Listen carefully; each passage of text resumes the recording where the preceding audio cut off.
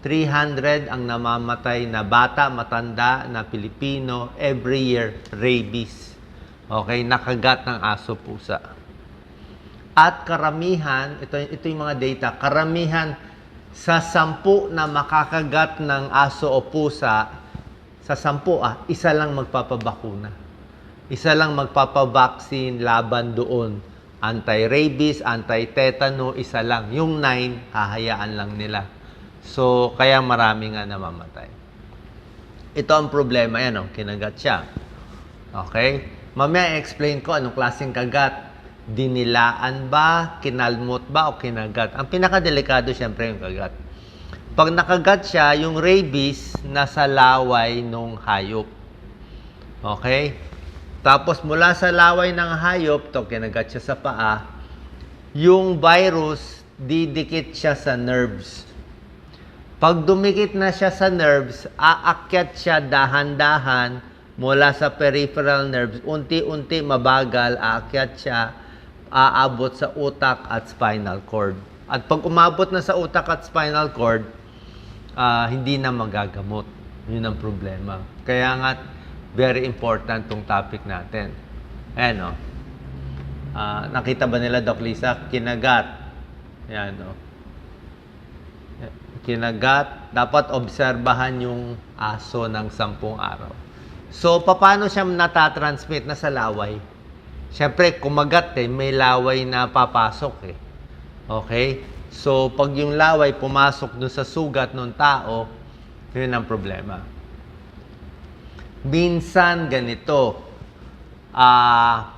hindi ka kinagat nung may rabies, dinilaan lang nung hayop. Pero, ikaw mismo may sugat Diba? Ang daming kababayan natin, yung mga bata, may sugat na So, kahit pag ikaw may sugat, kahit dinilaan ka lang, hindi ka kinagat, pwede ka pa rin magka-rabies. Kasi open wound Yan. Buong mundo, 59,000 namamatay every year, pero sa Pilipinas, around 300 ang namamatay. Karamihan bata ang reported. Meron lang ang bagong balita 6 years old, 12 years old, namatay sa rabies. Hindi na gamot. Kadalasan aso, pero minsan pusa, meron din. Okay? Pag kinagat ang isang tao, let's say nakagat kayo o yung anak ninyo, ito yung delikado. Kung may rabies man yung hayop, may face incubation, ito yung nangyayari kung may rabies Incubation period, prodromal period, acute neurologic phase period, and comatose and death period. 4. Habang nandito sa unang phase, may binibigay na immunoglobulin at bakuna makukuha dito. Pero pag umabot na sa 2nd, 3rd, 4th, wala na, hindi na mahahabol Pag dumikit na yung virus dun sa nerve natin, mahirap na. Sa incubation period, ito, kinagat. Kita ba nila, Doc Lisa? Yes. Ito yung nerve, kinagat, Number 1, kinagat. So, nandito yung nerve, Yung virus, dumadami muna dito sa may muscle. Ang problema, pag dumami, didikit sa nerve. Number 3, pag dumikit sa nerve, aakyat siya dahan-dahan dito sa nerve. Akyat-akyat. Pupunta sa spinal cord, akyat-akyat. Pupunta sa utak, dito na magwawala, magsisigaw yung pasyente. Kahit anong tali mo, nagwawala. May rabies, parang nasisiraan ng bayit. Tapos, yung tao, pwede na magka-rabies. Kahit tao, pwede.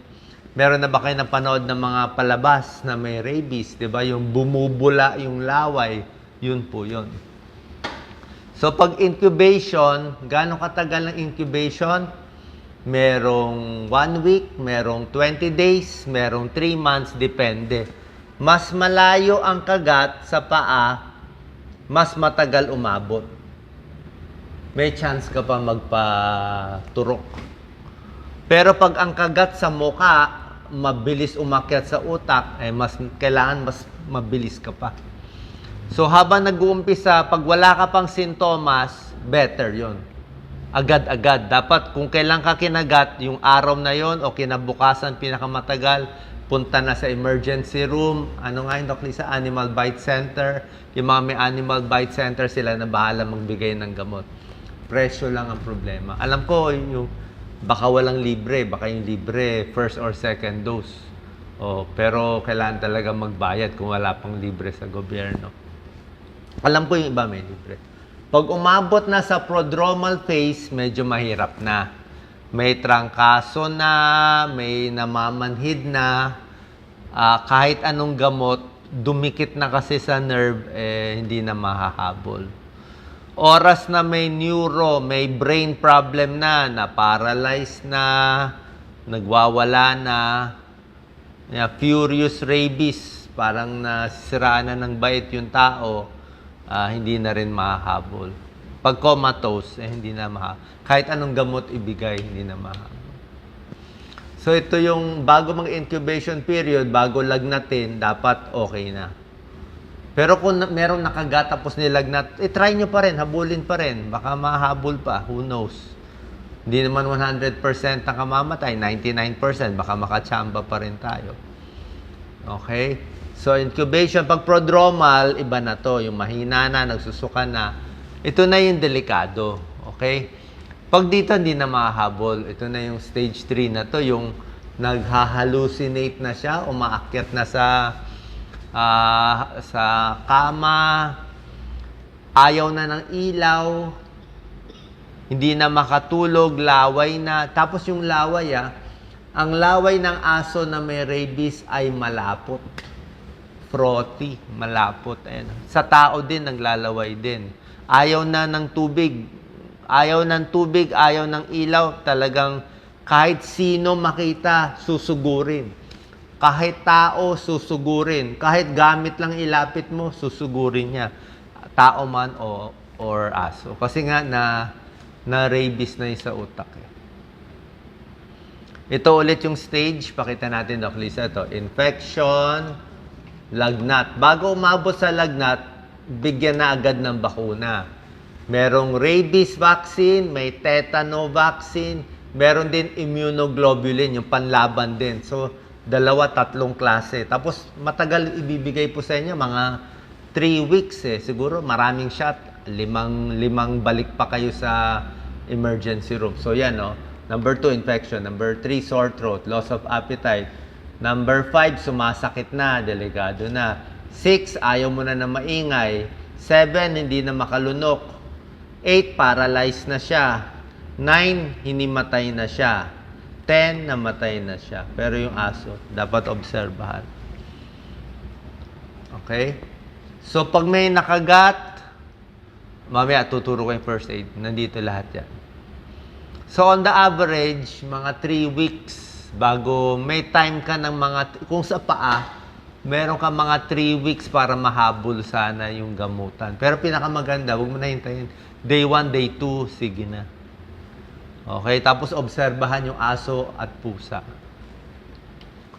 Ito ang pinakamahalagang slide. Okay, ito pinakamahalagang slide. Panoorin nyo ito maigi. Okay, ito recommended natin Okay, pag merong kang exposure sa aso o pusa, category 1, 2, 3. Ang category 1 lang ang pwedeng hindi magpagamot.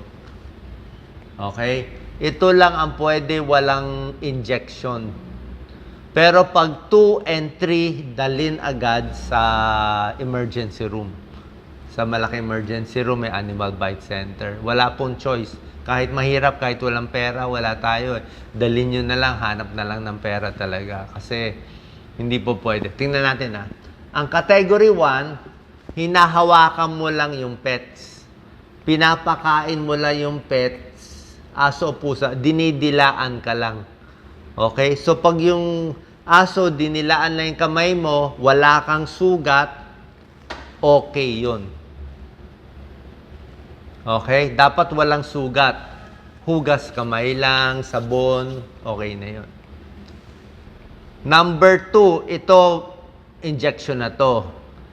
Nag-scratch na siya. Nakalmot ka na konti. Ayan nakalmot ka na. Kahit minor lang alam mo may pula-pula na, may konting dugo-dugo na yon. Diba? Tapos baka meron kang konting sugat na doon. Hugasan maigi. 15 minutes huhugasan. 15 minutes hugas sabon at immediate vaccination na agad, category 2. Category 3, wala nang choice dito. Talagang kagat, talagang na-scratch, baka sa muka, di ba? So ito, todo na to. Hugas sobra, merong bakuna at meron pang immunoglobulin para siyang antibody laban sa rabies. Tapos may anti-tetanus pa. So maraming shot bibigay sa'yo, 3. Okay? So yan lang magagawa. Basta category 2 or 3, hindi lang dila-dila ng pets, day 0, punta na agad. Okay? Punta na agad, bibigyan ka na ng shots. Maraming iba't ibang mga dose, pero usually mga 5 times. Day 0, day 3, day 7, day 14, day 21. Paiba-iba, bahala na yung doktor nyo kung ano yung available na ibibigay sa inyo. Pero usually, balik-balik ka. Pero yung pinaka-importante, first day, third day, seventh day, balik ka lang ng balik. Kailangan makompleto, ha? Pero oobserbahan din yung hayop. Pwede rin. Minsan, binibigyan ng antibiotic, pero hindi gamot yung antibiotic. Antibiotic infection lang. Baliwala sa rabies. Minsan, na-control mo yung rabies, nag-infection. So, binibigyan ng co-amoxiclav, amoxicillin clavulanic acid.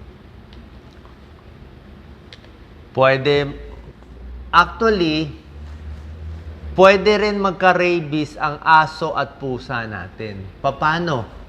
Alaga mo siya, di ba? Safe dapat. So, dapat yung aso, pusa mo, may bakuna. Kung kayo nag-aalaga ng aso ng pusa, I think may libre. Bakuna sa aso at sa pusa. Di ba? Mula nung pinanganak at dapat nga ito, every year muna, tapos every 3 years. May mga bakuna sa aso, pusa na every 3 years ang injection. Doc Lisa. Kasi minsan, oo nga, alaga mo siya. Safe nga siya dapat sa rabies. Kaya lang, may mga paniki, paano kung naglalakad yung pusa, yung aso sa labas? Ang daming paniki sa atin. Paniki, maraming rabies talaga. Kinagat yung aso mo, kinagat yung pusa mo, hindi mo alam. Tapos nagkaroon sila ng rabies. Diba? So, hindi mo malalaman. Anong mga testing? Actually, mahirap na to mga lumbar puncture, biopsies, MRI, late na to. Makita man natin may rabies, di na mahabol, mahirap na mahabol. Paano hinuhugasan ang sugat? Ito, libre. Okay? Ito, may chance. Kung wala ka talagang pera, takot ka. Pag nasugat ka, hugasan mo ng 15 minutes. Tubig, sabon. Sabon talaga at tubig talaga. Kung kaya, tanggalin. Kaya pisilin. Kung matanggal pa konti yung dugo, okay lang yon.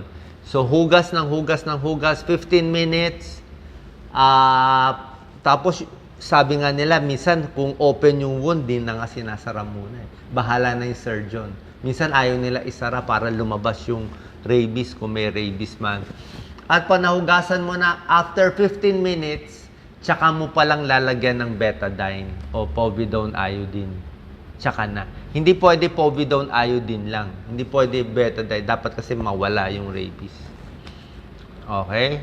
Bahala na yung surgeon kung i-close niya yung wound. Minsan, open muna para lumabas.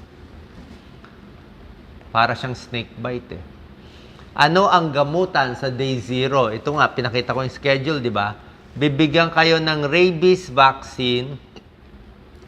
Ibig sabihin, tuturuan yung katawan mo lumaban sa rabies. So, habang dahan-dahan umaakyat yung rabies na salbahay virus, nagkaroon ka ng bakuna, makakalaban yung katawan mo. Siguro in a few days, mga 1 week, 2 weeks, makakalaban na siya. So, bibigyan ka ng vaccine several times for 21 days. Pero, bukod dito, sasabayan pa rin ng doktor ng human rabies immunoglobulin. Ibig sabihin, ito, parang antibody na to agad. Oh. Antibody na to. Hindi to bakuna. Pangontra na siya mismo sa rabies. Papatayin na niya yung rabies sa paa mo. Siya na mismo. So, sabayan. Itong immunoglobulin, immediate yung pagpatay niya doon sa area ng paa mo. Okay? Pero sandali lang epekto nun, di ba? Parang tinapal mo lang siya doon. In a day or two, mawawala na rin yan. So, habang tinitira nung immune globulin mo, hinihintay mo yung katawan mo gumawa ng antibody mismo para makalaban ka dun sa rabies. Okay? Sabayan bibigay several times. Tapos may anti-tetanus pa. Kasi iba naman ang tetanus. Tetanus kasi sa lupa nakukuha. Pero syempre, nakagat. Baka madumi, magka-tetanus din. Deadly din. Bakit walang gamutan sa rabies? Wala nga kasi. Ang gamutan, yun talaga. Ito lang gamutan, prevention. Oras na may sintomas na, hindi na mahabol. Pag nagtago na to, pag nag-lock na yung rabies virus sa utak, parang nilalak na niya yung blood-brain barrier. Hindi na papasok yung gamot mo. Hindi na siya mapatay. Hindi na mapatay. Na-late na eh. Pero may gamot naman tayo sana. Dapat ito kasi available to lagi at dapat sana libre. Pero mahal kasi yung bakuna sa tao eh. Mas mura ang bakuna sa hayop. Kaya ang daming problema natin sa Pilipinas. Ang daming asong gala, ang daming pusang gala, di ba? So, pag nagkakalat lang yan, biglang kinagat, ang hilig naman kagatin ng mga hayop ay bata. Kasi bata nga, siyempre bata pa, kala niya, nilalaro lang niya yung aso, di ba? Pag matanda na tayo, takot na tayo sa aso, di ba? Tayo umiiwas. Pero yung bata, lalapit eh. Hindi nila alam, kakagatin sila. Kaya ang bata mas tinatamaan. Okay, ito na. How to prevent rabies. Okay? Kung meron kayong alagang pusa at aso, kailangan babakunahan. Every year, every 3 years, up to date ang schedule. Pag nakabakuna ang aso pusa nyo, tapos nakakagat siya, okay yun. Hugas-hugas lang, antibiotic lang. Sabihin mo, safe naman yung aso ko eh. Bakunado. Ito pa, delikado, Doc Lisa. Kung may wild animal, wag na daw habulin. Parang hayaan mo na. Let's say may kumagat dun sa anak nyo, hindi nyo nakita na saan yung hayop, assume mo na na rabies. Isipin mo na may rabies. Pabakunahan mo na buong course. Wala nang choice eh. Hindi mo na nahanap eh. Minsan, ang mga bata, hindi reliable. Sasabihin, ay, nadilaan lang ako eh. Hindi nila alam na sugat na sila. Yan ang problema din. Mali-mali. Hindi. Konti lang. Konti lang namatay. O, paano konti lang?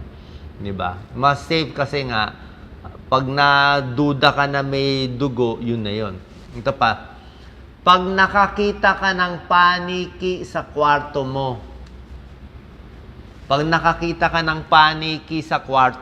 i-assume mo na kinagat ka na. Kasi ang kagat daw ng paniki, sobrang liit, di mo makikita, minsan di mo mamamalayan.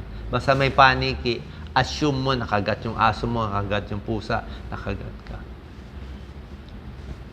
Tapos, kung kayo ay animal handler, let's say, nag-alaga ka talaga aso, pusa, expose ka talaga lagi, o yung trabaho mo, pwede ka na mag-anti-rabies vaccine. Pwede ka na magpabakuna. Diba? Uunahan mo na para may laban ka na. Okay? Tapos pag nakagat ka pa, mas konti na lang ang dose mo. Pero hindi siya nire-recommend for everyone kasi hindi naman lahat exposed sa aso at pusa. Paano ma-survive? Yun lang talaga eh. Early vaccination and antibody treatment. Rabies, nearly always fatal. Halos laging nakamamatay. Ito na po.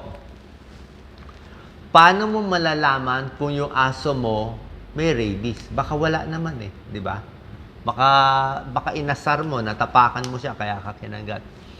Ang aso na may rabies, nagbabago ugali. Nasisira nga ulo nila. Aggressive. Number 2, laway nila malapot. Talagang maglalaway.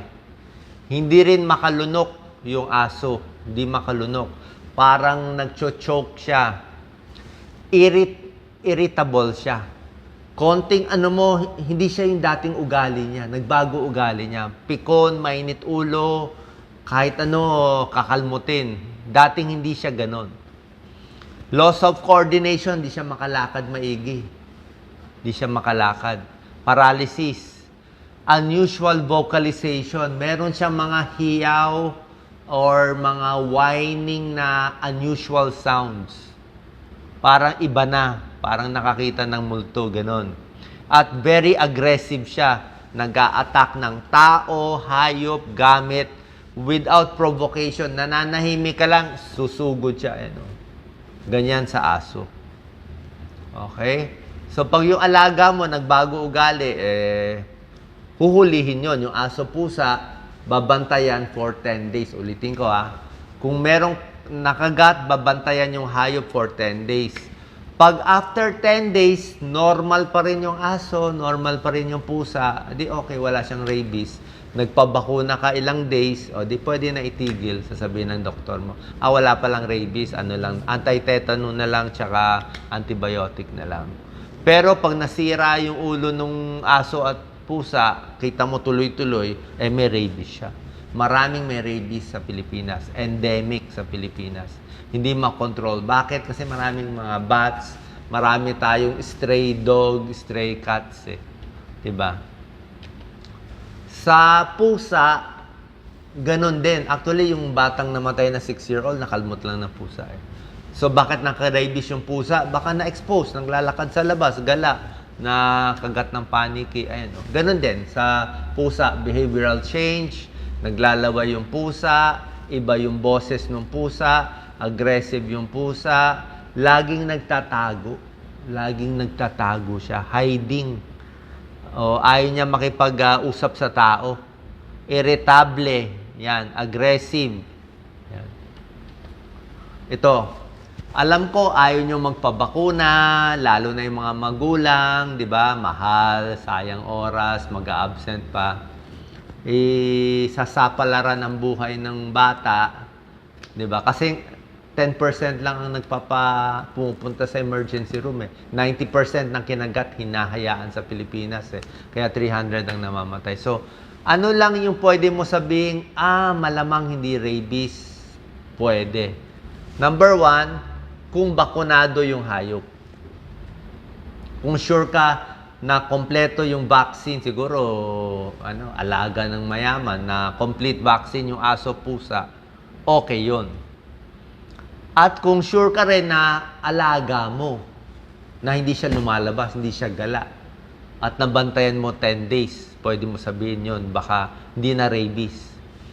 Ugali nung hayop, nung aso, nung kalmado siya, normal lang siya. Natapakan mo lang siguro, normal siya. Nabantayan mo siya for 10 days, hindi nagwala, buhay pa rin yung hayop, so baka hindi rabies. Yung lugar mo, mababa ang rabies, wala tayo nitong number 4. Basta Pilipinas, maraming rabies. Wala tayo nito. High prevalence tayo. Severity of bite, baka laway-laway lang, kagat, konti lang kalmot, gano'n. Mas maliit ang chance. Or, itong number 6, nakagat ka, after 3 months, wala kang sintomas. Pero mahirap naman hintayin kung magkakasakit ka. Kasi kung hihintayin mo, minsan kasi after 1 year, bago lumalabas yung symptoms. May ganun May ganun. So, ito si Doc Lisa, nakagat ng pusa sa UP Diliman. After 5 years, buhay pa siya. So, wala na rabies yun. Swerte lang si Doc Lisa, may naka-pants siya nun Nakapantalon siya, kinagat siya sa paa. Talagang butas talaga yung ankle niya. Pero at least siguro may pantalon, baka yung laway hindi nakapasok. Yan ang problema. Okay, so sana po nakatulong to. Rabies vaccine, 1 death, isa namamatay every 10 minutes. Sa mga mahihirap na lugar, dog bites, delikado po. So, ito lang yung mga possibility na low ang risk. Pero kung di kayo sigurado, alanganin, bigyan na pareho ng dose. Okay? Kasi yun lang ang only way para mabuhay at para ma-assure kayo. Tsaka at least pag na rabies vaccine kayo, na kompleto nyo, kahit makagat kayo in the next few years, di ba? At least safe na kayo. Meron na kayong protection against rabies. Salamat po.